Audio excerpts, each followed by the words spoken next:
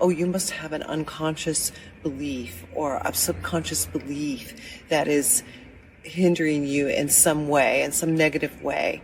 In my understanding from what you said, I would believe more that that is coming from a conscious learned belief or habit or pattern that you've picked up along your physical trail.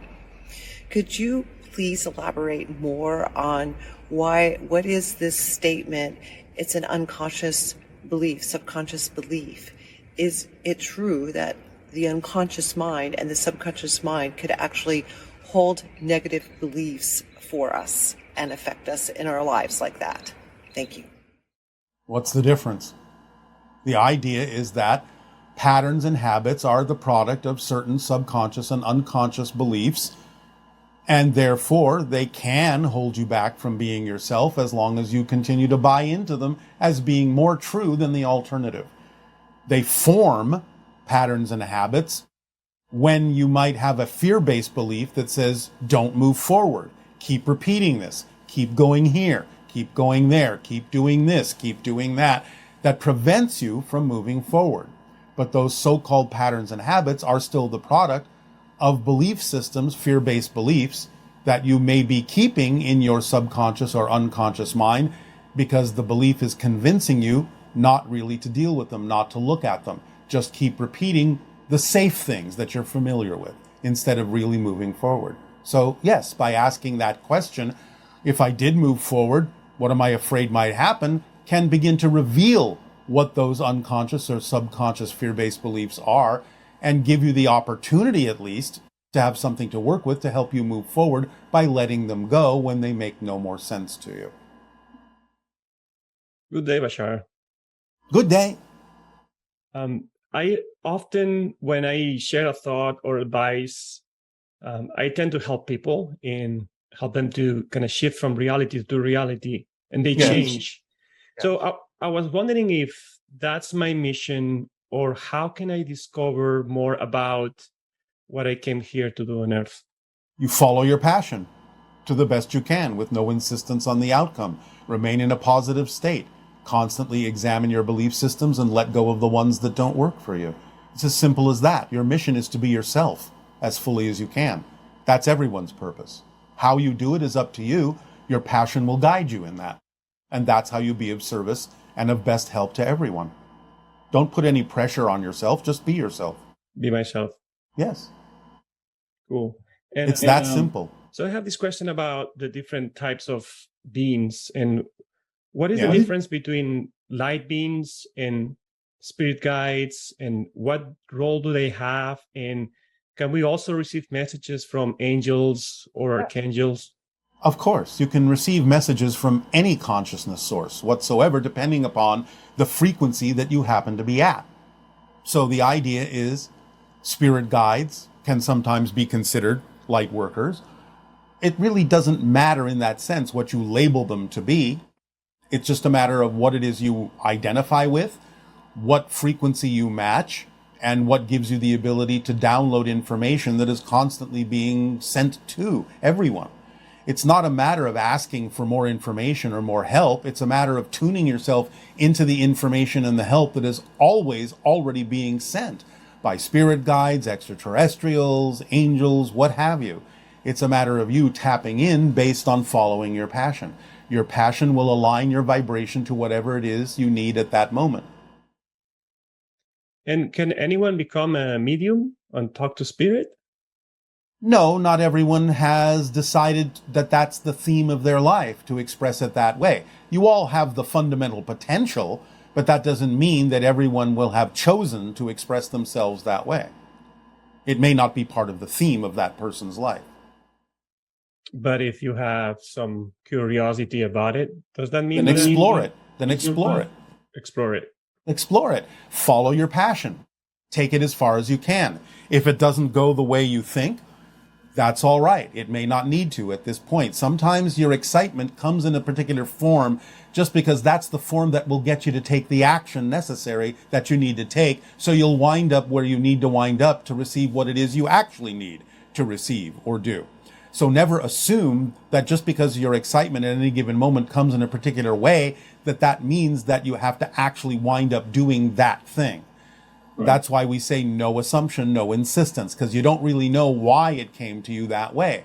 If it's going to wind up that you do the thing in the way that it came, well, then nothing's going to stop it as long as you keep following your passion and taking the action on the opportunities that are presented to you. So you don't even really have to worry about that. Just take it as far as you can, never assuming that it's going to wind up being that thing, never assuming that it's not going to wind up being that thing. Just see where it takes you, see where it leads. It will always lead you exactly where you need to be led in perfect timing to receive exactly what you need at that moment. These things work automatically when you understand how to use the formula. Right. My wife and I went to Hawaii and visited the Haleakala crater. Oh, all right. And we did a meditation there, and I had a vision. I Yeah. was wondering, what are the beings that I saw? Well, can you describe them? They were light beings coming out of a spaceship, and they walked to the native people there. I was like seeing kind of a vision, and then they had some kind of a medical device where they were able to scan the body of somebody and see through their bodies, and also And what do these beings look like to you? Can you describe them? I was not able to see their faces. It was all light.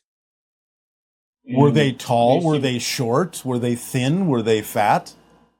I think they had long hands, and they're kind of tall. All right. This is connected to some of the kinds of beings that have been interacting with indigenous cultures around the world for many thousands of years. We cannot go into too much information about them at this time, but you will learn more about them in your own explorations. But if you focus on the idea that indigenous cultures in different places on your planet have been interacting with these kinds of beings for a long time, you may give yourself more information about how to go forward with this understanding. Sounds good. All right. Anything else? Yeah, I was wondering that if there are like simple things we can do to protect Mother Earth. Like, can you mention like 3 things we can do today, simple, to help Mother Earth? I think this is something you already understand. Do you not understand how to allow yourself to regenerate nature? How to explore alternative technologies that do not negatively impact your environment?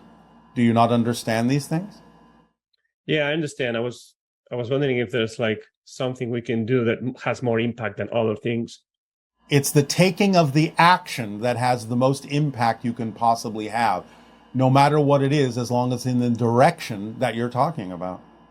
It's the taking of any action in that direction that has the most impact, because most people talk about it but don't act on it. Right. So take action in whatever you're able to take action on that you deem to be representative, not so much of protection, but of healing, regeneration. Yes. Because remember, in a sense, it's not so much that you're saving the planet. The planet doesn't need saving. The idea is that you're saving the things that live on the planet. On the planet, yeah.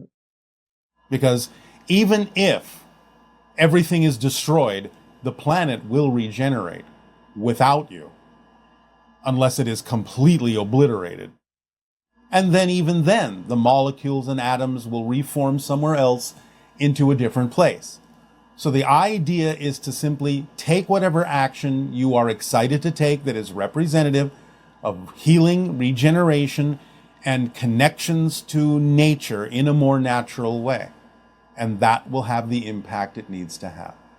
Because remember, you already have all the impact you will ever have. By taking the action, you're not creating impact, you're revealing the impact you already have. So reveal yourself by taking those actions. Thank you, Bashar. You are welcome. Will that help? Yes. All right. Have a good day. Have a good day.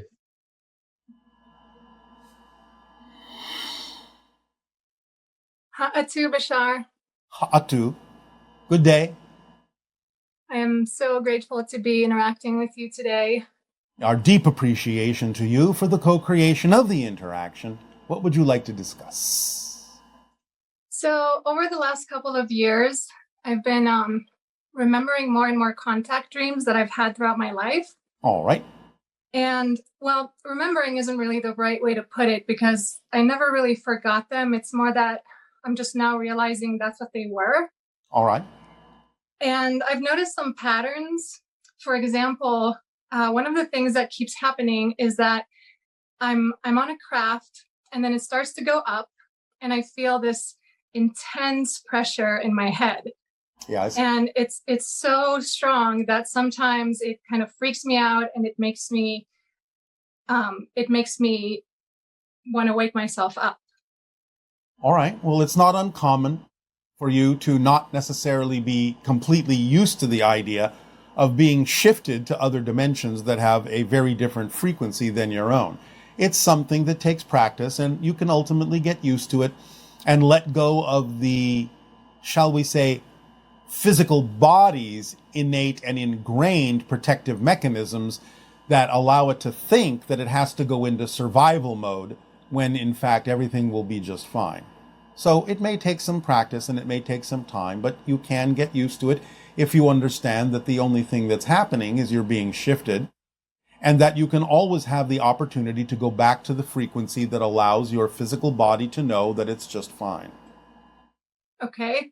And so it's kind of strange because my physical body is asleep in bed, right? It's only my energy body that's going up, or am I actually going up physically? But you're still connected to physical reality, and therefore there is still a physical reaction in the body to what you're experiencing energetically.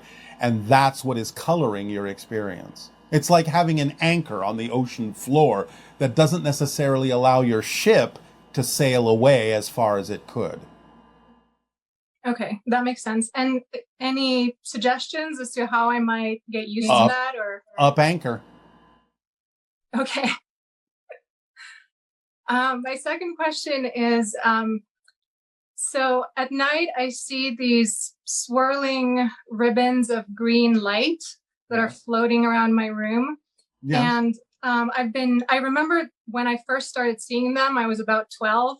Yes. And it was kind of strange because it just happened out of nowhere, quote unquote. And recently, popping out of somewhere, but go ahead. So recently, these swirls, these ribbons of light that looked like mini aurora borealises, they're starting to take shapes, kind of like silhouettes. Yes. And sometimes they are sending green energy right at me, and I'm wondering what they are or who they are. You are starting to allow your senses to penetrate into higher dimensions where other forms of consciousness exist. You are penetrating into the natural world of the elementals and therefore beginning to actually see them as they're capable of taking shapes. This is what began the legends and the lores of interacting with things like fairies and elves. So you're beginning to penetrate into the natural world of the elementals and allowing them to share their energy with you, so that you can develop a stronger relationship to the natural world and to the elementals that inhabit it. Okay. And related to this green energy, a few months ago, I had a couple of dozen beings that I think were hybrids kind of pop in and out of my bedroom. And they're also glowing with this exact same color energy. Yes. Well, again, it's the method that you're affording them. It's the route that you're affording them, because you are getting used to the idea of that particular vibrational energy of nature. You're allowing them to speak to you through it, and therefore they will take on that coloring aspect as they're using your preferred method to communicate with you. Okay. And any specific significance for the color green? Is it heart? It's heart energy, yes. And nature energy. Okay. So my third question, I have met 3 individuals over the last year, all of whom feel very familiar to me. Yes. And even though I don't think they know each other, to me, it almost feels like they form some kind of a triad. Yes. Is that correct? Yes. Okay. Many times you will meet different individuals who have made some form of agreement with you to reflect certain things to you. They could be counterparts from the same oversoul or not. But the agreement simply is that they're helping trigger certain realizations within you. Okay. And one of the three, my friend AJ and I are both wondering what our relationship looks like on a higher level. Well, that's a broad question. What do you mean, what it looks like? I'm just curious as to, how we are connected. Are you asking if you're part of the same soul family? The answer is yes. Okay. Alrighty. Will that do? Yes, thank you very much. You are very welcome. Aveo. Aveo. Experience, like if we're in our house, furniture sometimes can be located differently. Why does it happen? And the last question, what's the difference between out-of-body experience and lucid dreaming? Thank you, I love you. A lucid dream may allow you to still be sort of connected to the body, the physical realm, but you are conscious of the fact that you are able to extend beyond the physical realm and observe things from a slightly higher point of view. Out-of-body astral travel is the next stage above that, where you're truly able to focus your consciousness away from the physical reality to a greater degree, and you see things differently because now you're looking at the template in non-physical reality that may be responsible for what's going on in physical reality, but the arrangements of things may be very different because it might only be one probable reality that is representative of all the probable realities you could have chosen to experience in terms of your final arrangement of things in the physical world. Upon the idea of actual physical death, of course, you go even farther than that and can see things from a much higher perspective that includes all sorts of probabilities. But the idea is that you're seeing not through eyes, but through consciousness when you are in the out-of-body thing. And in a sense, yes, you leave your body. But mechanically, what's actually happening is you're simply expanding your focus beyond the physical realm. Because it's not that your spirit leaves the body, it's that it expands its focus beyond the physical limitations you've imposed upon your consciousness in order to experience physical reality, what you call physical reality. Because the physical body is in your spirit.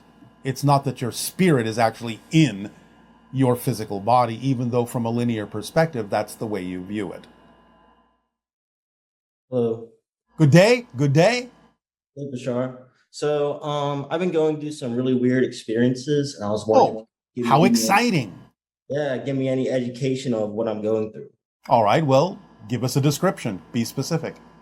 Okay, so around October, November 2021, I went on an Exorcist TikTok live, and they had a psychic as a guest, and I was impressed with what she did. So I went to her for a psychic reading.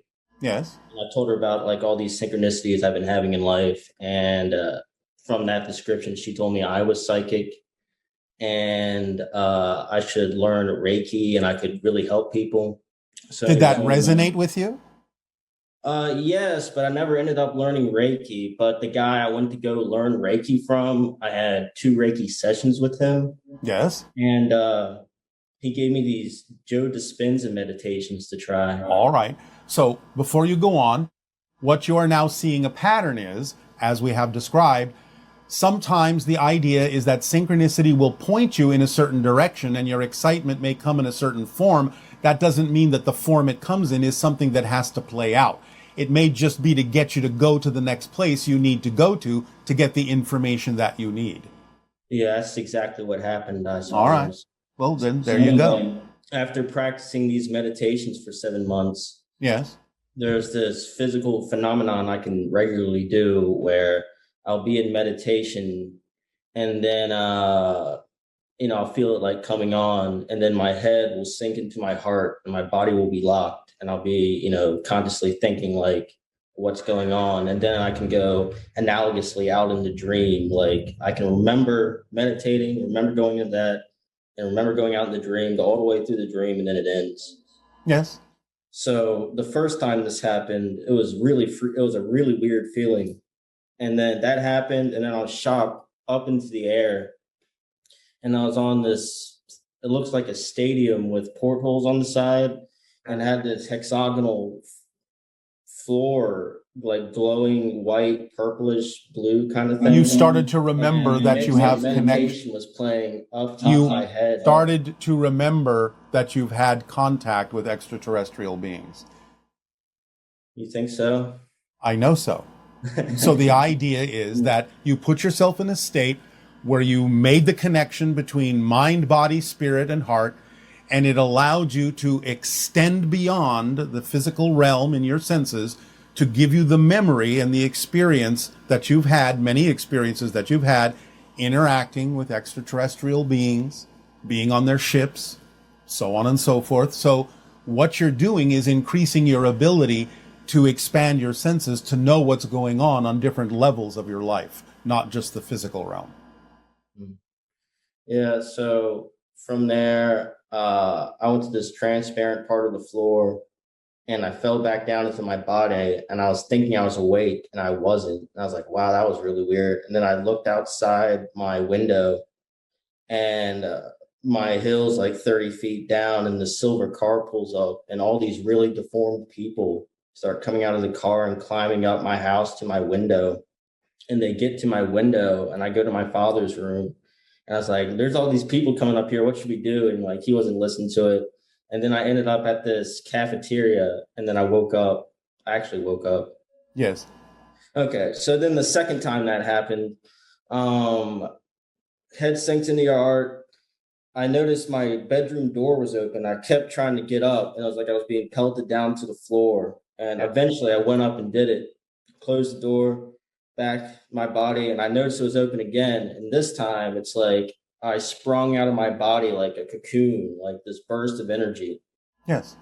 And so I went to go through my house, and every time I went to open a door, it was like it was trying to be closed by something. And my house was decorated with all this really weird, ancient, oriental sort of decorations. All right. I was going through my house, and my living room is covered with ferns, and I get out. It's like this effervescent blue everywhere, and there's these stone statues everywhere. And I'm going up my driveway to my mailbox, and there's this swirling purple-orange storm. And at my mailbox, it's thousands of these old wooden crates. And I go to pick two of them up without thinking about it. And one was this white mask, like with no imperfections, glowing like the whitest of white masks you could see. And then my whole body overcame with ecstasy. And then as I came back down to my house, the meditation's playing the entire time. Yes. And go to my house, and now there's like all these trees with these glowing bulbs and stuff. And I get to the garage door, and I try to open it. And then as soon as the guy, Joe Dispenza, in the meditation says, come out of this state, like I woke up. All right. Do you think that's an astral projection? Partly. You're extending your consciousness, again, beyond your physical form, your senses, to experience some aspects of non-physical reality, different aspects of your own consciousness on different levels, recognition that you're part of what we call the hybridization agenda, which is the representation of all the so-called deformed people climbing towards your house, different hybrid children that were not necessarily as genetically successful as others that you have witnessed. There are many different aspects going on here. You opened the crate that had the perfect mask, which is, again, the idea of your true self, your spirit self, seeing yourself from that point of view. Did you open the other crate? No, but it had that same white material showing through. I couldn't get it open. All right. So again, the idea of the ideal vibration, your true self vibration, receiving messages from different sources, hence the idea of the mailbox, communications coming from many different sources, breaking through the barriers of your physical reality into parallel realities, seeing many things overlapping simultaneously, which I understand can be somewhat confusing, which is why you are saying it's all very weird. But remember that weird is simply something you're not used to. You are expanding your senses using these techniques, these meditations.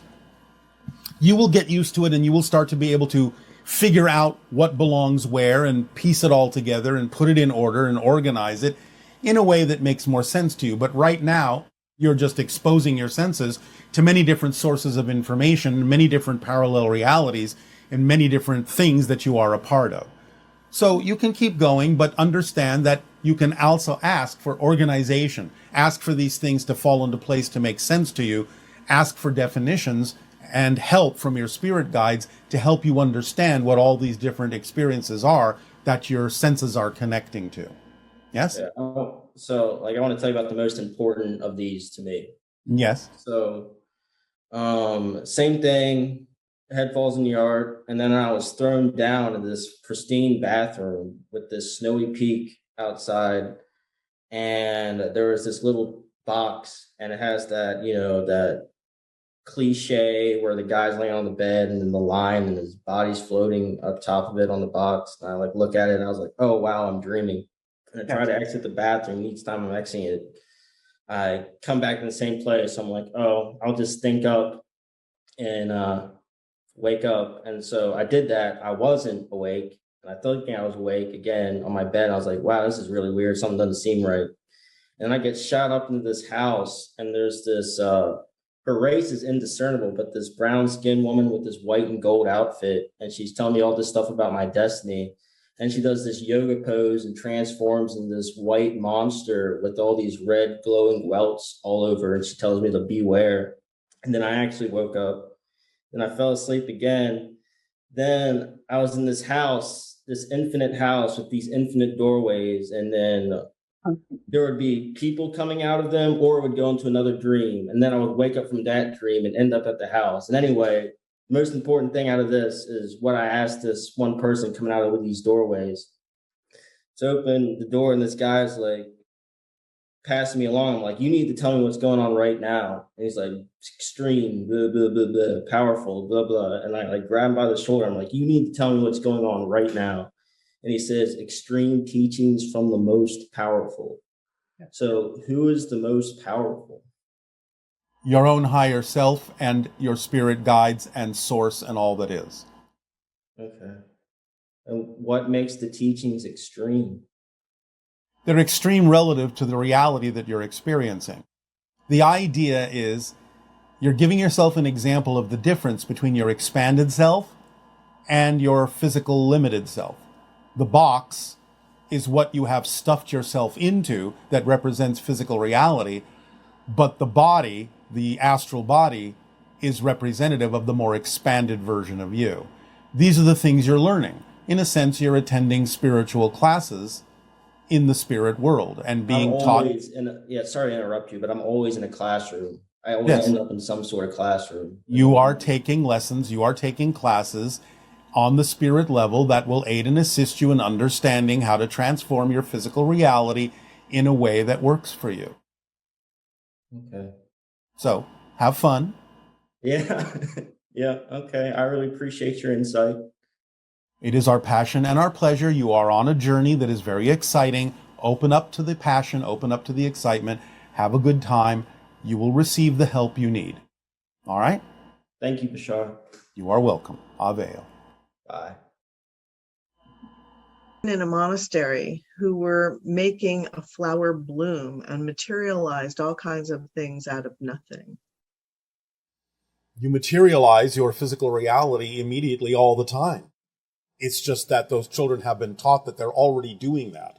So it's nothing that they deem or label as unusual. So the idea is to recognize you wouldn't have a physical reality experience if you weren't constantly materializing. And it's not just about your thoughts. It's about what you believe to be true. It's based on your theme of exploration and what's relevant for that. So you can expand the relevance, just as those children have, by retraining yourself and redefining the idea and understand that you're already materializing instantaneously. Otherwise, you wouldn't have a physical reality experience at all. Is it also possible that when we're in a momentum and there's a certain manifestation that it's about to occur, that we can actually then create the thought that, oh, I want this, and then boom, it appears as if it's suddenly appearing. But it can happen that way in the sense of the thought being an echo of something you already know is about to happen. It's not that the thought creates it, but the thought may be representative of the fact that you are aware that you're about to manifest it in linear time. very interesting. I want to ask you about relationships after this life. Yes. Will I know my wife and children when I transcend? Will my love for them still be as strong as it is now? Yes. And in fact, it will actually be more all-encompassing. Because again, you are immersed in unconditional love in spirit. So it's not in a sense that it's stronger, but it's broader. It encompasses more. You see more deeply into that particular being. And yes, of course, you will experience them and many others in the afterlife, so to speak. What advice do you have for people who are grieving the loss of a pet and who can't seem to get any signs or communicate with them after their passing? Is it likely that pets will reincarnate to be close to their humans again? And why do some animals choose the experience of being abused? So that perhaps they will evoke the compassion in humanity to make sure that animals are never abused again, by example. So it requires action on your parts when you perceive the abuse of anything, be it animal or human or any other being, to take the action necessary to make sure that these kinds of relationships don't continue in the future. Reincarnation, as we have said, in a sense, can be created as an experience, and many times it may seem as if an animal has reincarnated to rejoin the human. It is another animal, however, but they may take on the vibration by being in connection with the pet that has died and exhibiting the same frequency to the human, so the human will see the flow through, the connection of that particular frequency to remind them of the pet that is now in spirit. So the animal that is with you physically may be acting as a conduit of communication for those in spirit who have passed on, so that you know that the connection still exists. I would suggest that you drop any insistence or expectation for how the spirit animal should communicate with you, and just trust that when it is necessary, you will become aware of a synchronicity that reminds you of the animal, or any time during your daily experience you may suddenly think about the animal, then that may be indicative of communication. And as we have said with regard to human, in the idea of grieving for them, you may find that the grief is simply the way you interpret their communication, because you label it as a loss. So grief sometimes can actually be representative of the fact that the animal is attempting to communicate with you, but you're only experiencing it as grief because you keep labeling the idea as if the animal is missing. Whereas if you understood that the animal is present with you, just in a different state, and the animal attempts to communicate with you, you wouldn't necessarily experience it as a loss, and therefore would not feel it as grief.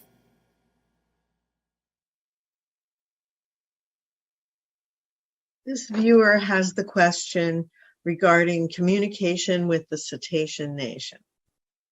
You had said to communicate telepathically. So I have been sending what I call a bubble of communication every day. I include an image of nature that I've seen in my day, and I blow it towards the ocean in my imagination, where I think I get the bubbles back with images from the cetacean's day. Is this really working?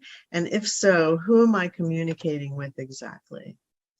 Yes, it's working, and you may be communicating now and then with various random cetaceans, in the same way that you may communicate with various random humans in your course of daily events. It's not always necessarily the same cetacean. It will depend upon what cetacean needs to pick up on the vibration of the telepathic communication and imagery you have sent, and what is relevant for you to receive from a different cetacean based on your themes of exploration. So yes, it's working, but you have to be a little bit broader in your allowance of who it is that's sending to you and who it is that needs to receive whatever it is you have sent. Thank you.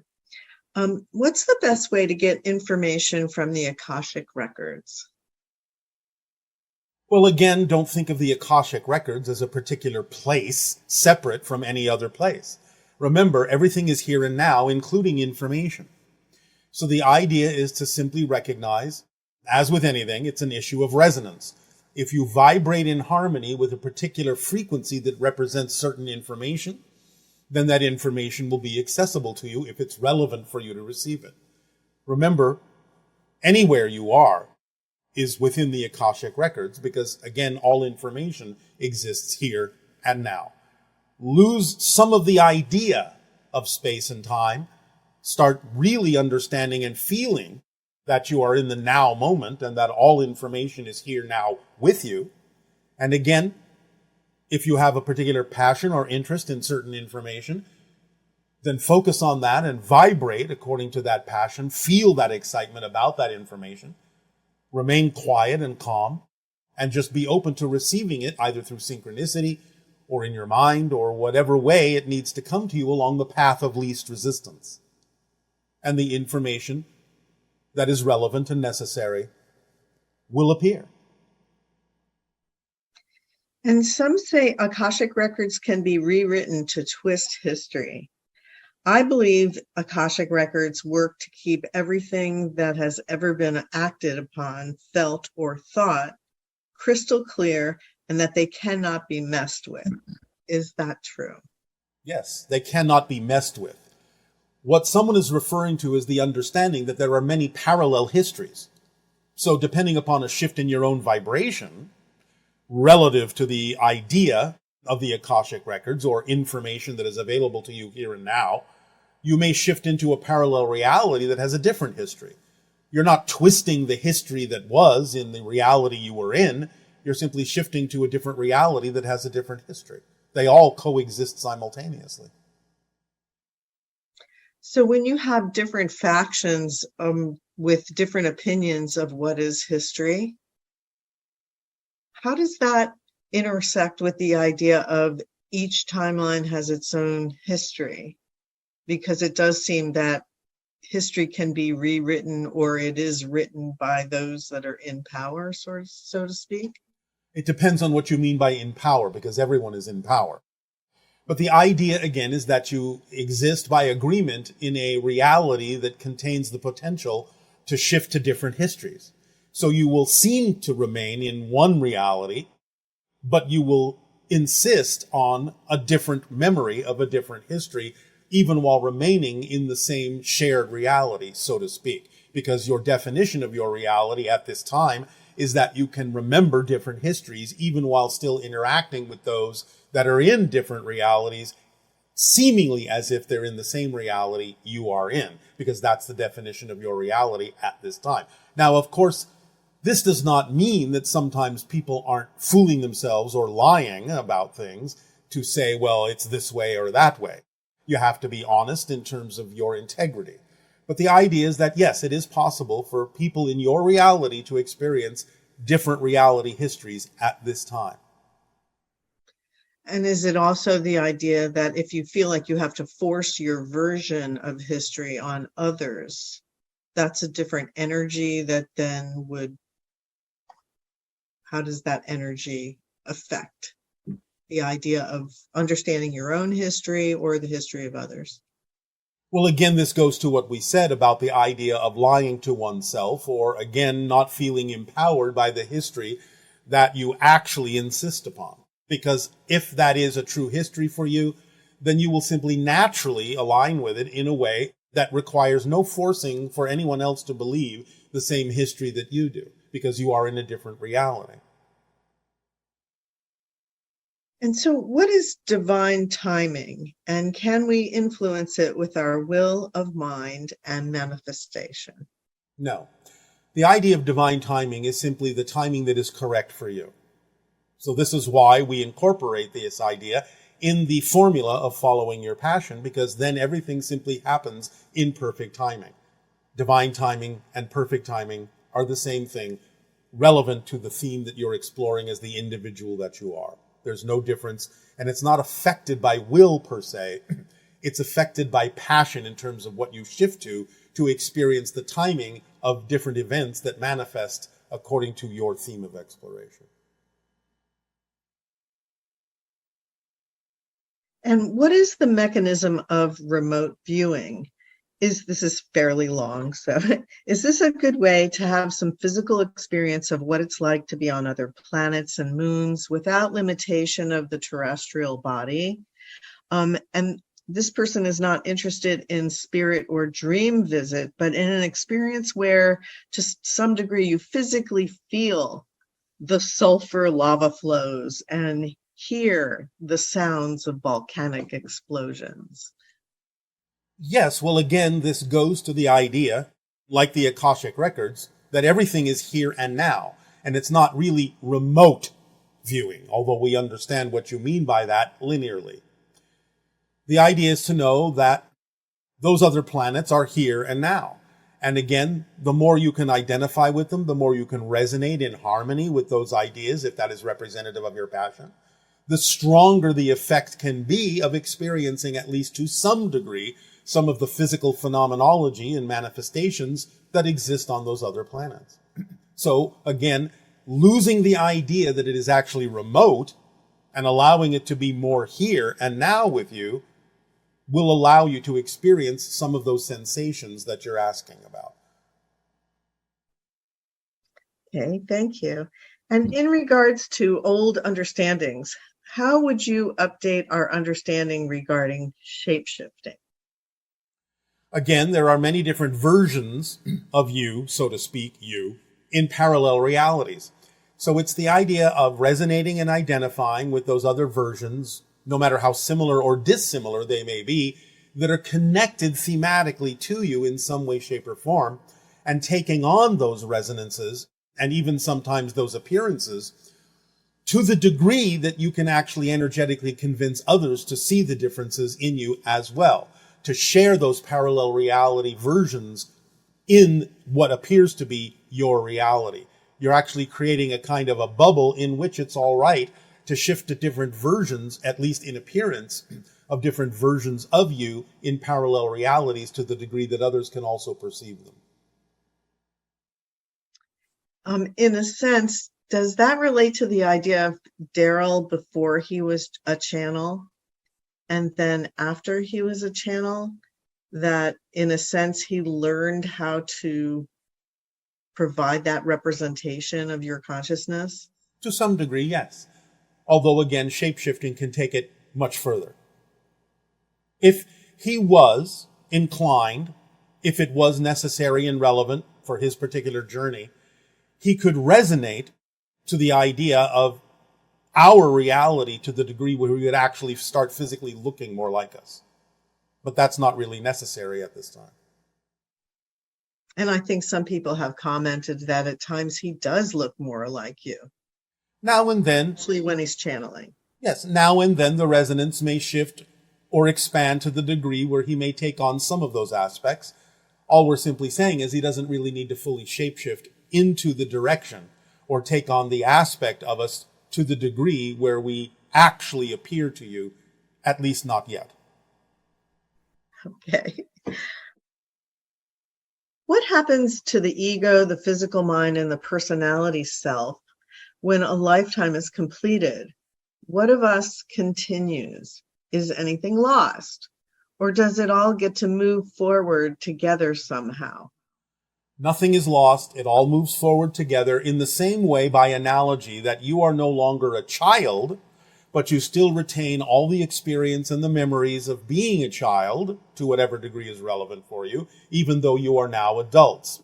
You can move forward as an adult yet you can easily call upon any memory of childhood that serves you at any given moment. So it's similar in that sense. You don't lose it. The identity and the personality of the physical being remains with you. You can access it and call upon it for experiential purposes at any moment you wish, as you even move on as a spirit into different realms and realities. So use the analogy of a child still being within you as an experience to call upon, even though now you are beyond childhood. Of the 5 laws, you exist. You cannot cease to exist. Your point of view, your literal point of view, your ability to experience from your identity cannot cease to exist. It can change form, but it cannot cease to exist. That's its quality, existence itself. Again, non-existence doesn't exist. By definition, that's its quality, to not exist. So if you exist, you will always exist, linearly speaking, because there is only one moment, it is now, and every version of you exists now. Physical, non-physical, human, extraterrestrial, extra-dimensional. Every single version exists now. So why should non-physical reality be any different? You are capable of existing as a non-corporeal being. Therefore, if you understand, truly deeply understand the first law, you will know that even at physical death, that cannot be the end of your identity. Your identity is the unique reflection of all that is that you are, your point of view of all that is, and that cannot vanish. And if we constantly shift into parallel realities billions of times a second, do our guides and helpers follow us through each of these parallel realities, or do they change? You have different guides for every shift you make.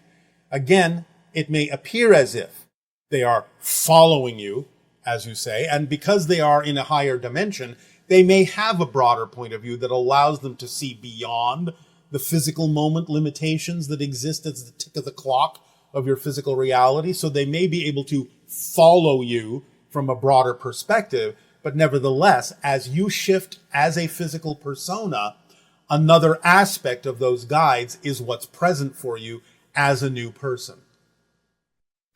So is that kind of true with the oversoul, that your soul family, so to speak, can change based on who you are at any given moment? Or Yes. Is that more stable?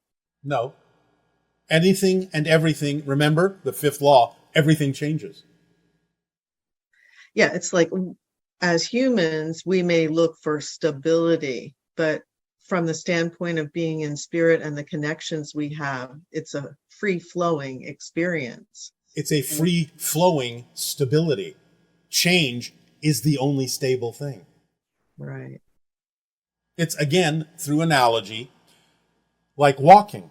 You have to actually keep moving to keep in balance. If you try to stay still and balance on one foot, you will fall over.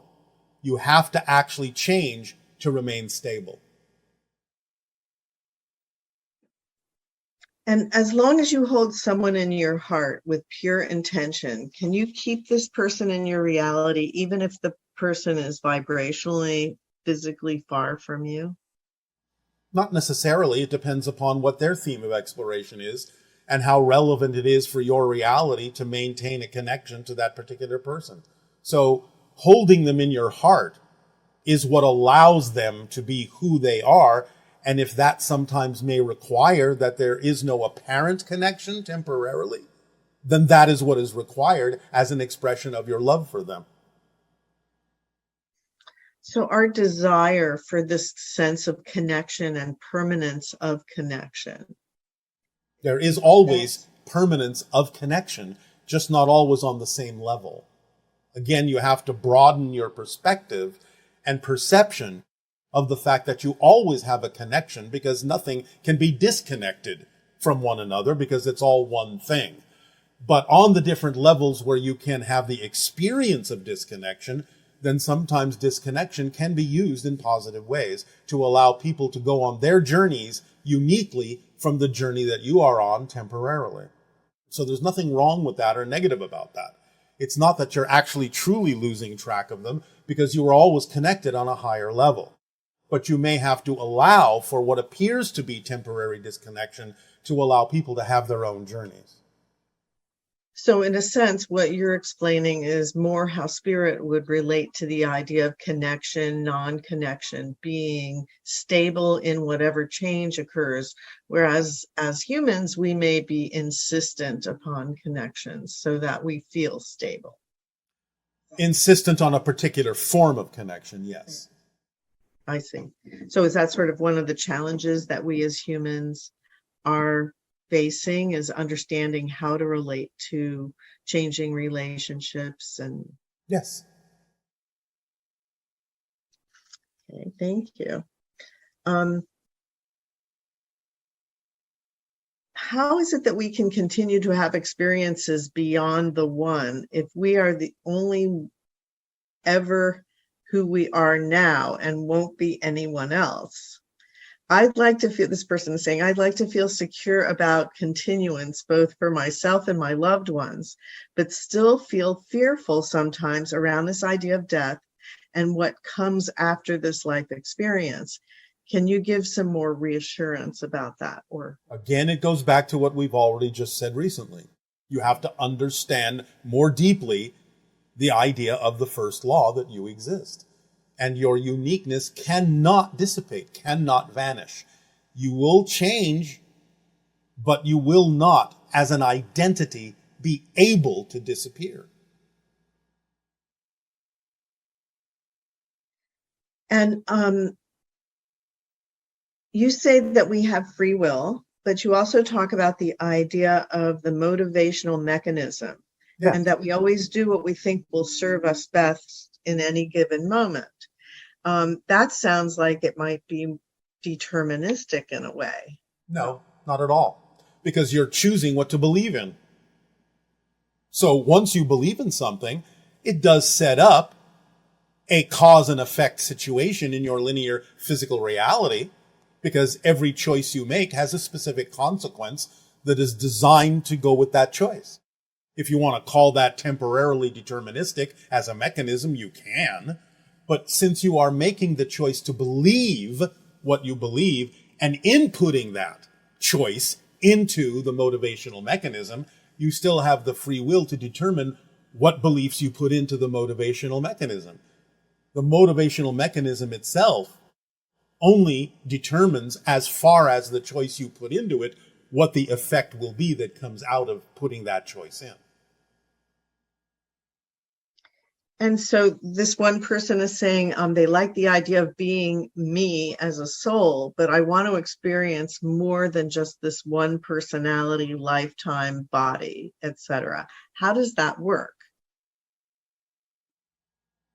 We are not sure we understand the way the question is being formed. I'm going to guess that the person is wondering if they can change into different people as personality in this lifetime, in this body. To a degree. Again, this goes back to the idea of shape-shifting and goes back to the idea that you are a different person billions of times a second.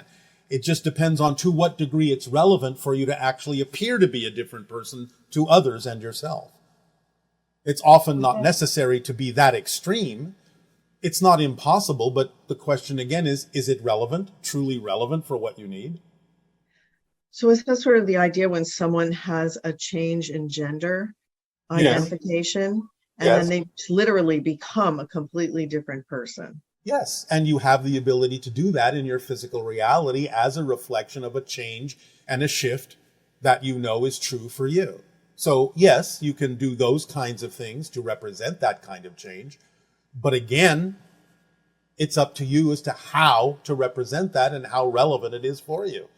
That's your decision. Right, because people tend to talk about seem to have many different lifetimes in this lifetime because of, I guess, the rapid sense of change, the flexibility of the reality now. Yes. And that they're literally doing several lifetimes in one. In a sense, yes. As we have said, this is the lifetime where you're allowed to actually change your themes. That's exciting. Yes, it is. And what exactly are healers supposed to be doing? This person would love to hear the best alternative healing modalities to uplift their clients' souls and health of all humanity. As we have said, a healer only provides a vibrational resonance that represents the healed state of the person they are serving. But what that person does with that vibration, whether they adapt it to themselves and heal themselves or not, is none of the healer's business. You have provided what you can provide. You have been as much help as you can be by providing the clue to the frequency that that person can use to heal themselves and uplift themselves. But that person has to be allowed to make the choice as to whether to do that now, later, or even at all.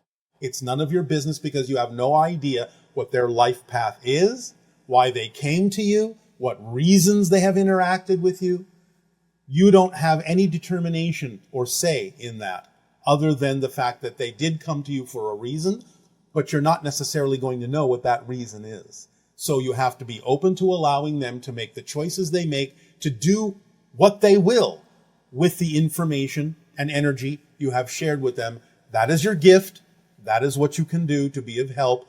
But to be of help, you have to allow them to make their choices. It's none of your business what they choose to do with the gift you have given them. After all, it's a gift.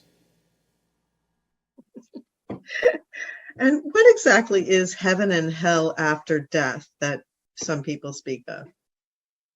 The idea, again, in spirit is that you can imagine anything and it will usually instantly manifest.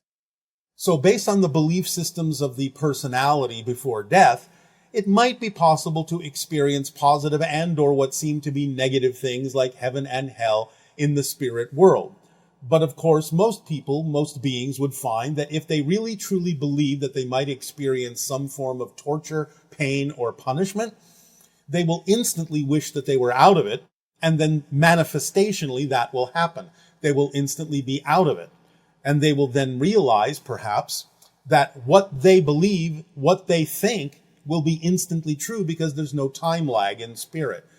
The manifestation you think of is the manifestation you experience instantaneously. So the idea of heaven and hell is the idea that in spirit you can manifest exactly, instantly, what you believe you are all about, what reflection you believe you need at that moment, what you know you are in that moment. But I will say it's unconditionally, and the idea is that because it's unconditional, you can, if you're willing, feel the absolute unconditional love and bliss that you will be surrounded by as the natural nature of the afterlife. But you can create for yourself, if you really wish to, something less than that. But you can only do that because you are unconditionally supported and loved. Eventually, most spirits will realize that, no matter what their belief system was when they were physically alive. So what are some of the reasons that an individual would depart in the middle of their life, so to speak? You don't depart in the middle of your life. I understand what you mean by that, but if you have departed, other than the idea of intentional suicide, that is your life. That is your choice. It's not the middle of your life. You may not have necessarily achieved an old age physically, but if you have left in some way, shape, or form, apparently without necessarily intentionally causing yourself to die, then that is not the middle of your life. That is the timing you chose to go back into spirit because you have achieved your theme or exploration as you deemed it necessary when you chose to be born. So what is the discrepancy between the person who's like full of life and they're pursuing all these exciting things and they're in the process of manifesting, and then all of a sudden they are struck down? What are some of the reasons that would, because it deceptively looks like they're in the middle of their life, but yet obviously something else is going on? Yes. And to put it very simply, some people say, I'm going to have a life of fun and doing all these amazing things, and I want to die at the top when I'm having the most fun. That's it. I want to go out on top. Simple as that. It can be more complicated, but generally it's as simple as that. I've achieved what I need to achieve. I'm having the most fun I've ever had, manifesting this and manifesting that. I'm done. And when it comes to like family groups, like for example, if a mother departs and she's got young children and, you know, that whole scenario where to the child, it's so unreal that that could happen. To the child, it's so unreal because that's what the child has been taught. If the child is taught differently about life and spirit and raised in a different understanding, that will be a different understanding for the child when that happens. So parents can help their children get through an experience like that by explaining how things actually are and how the different levels, in no way, shape, or form, physical, non-physical, means that there's a disconnect and that you can still communicate.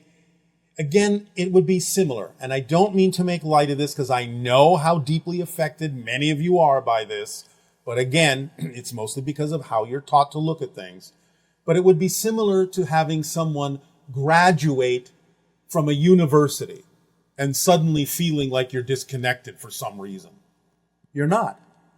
You celebrate the idea that they have gone on, they have graduated, they have reached a higher level of understanding, so they can move forward in a new way with the new knowledge that they have, and they can still impart to you the benefits of that knowledge and have you reach out to them to connect to them on a new level, in a new way, as a different person, as a different being, so that you know that there is a continuum here.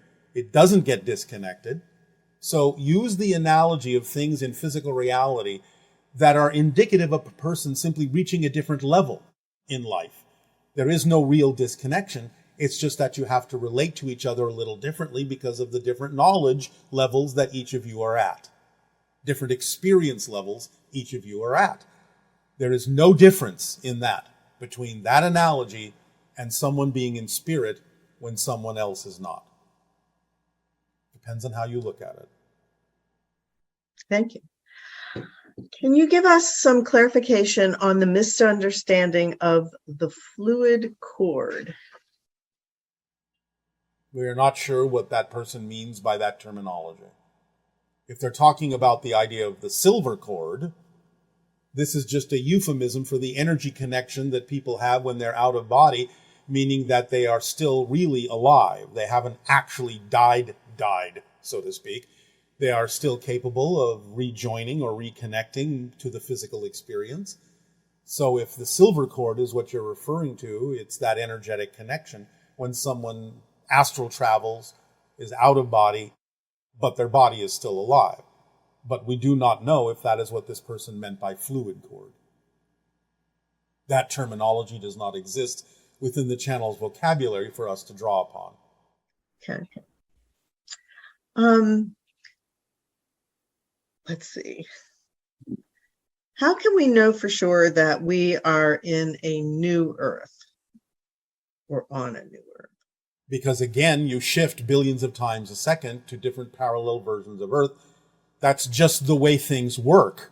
You can always know you're on a new version of Earth, just as you can always know that you are a new person every single moment and have a new history every single moment, because that's how it works. Again, a deeper understanding of how things work will help you with this. And how can we propagate the new metaphysical definitions that you've described to replace the old ones? Live them. Speak them, breathe them, live them. Share them with others when it's appropriate to do so as new definitions, new ways to look at things. Ponder this, ponder that. How about looking at it this way? What if you looked at it that way? But live them. Act as if those are the definitions that are real for you.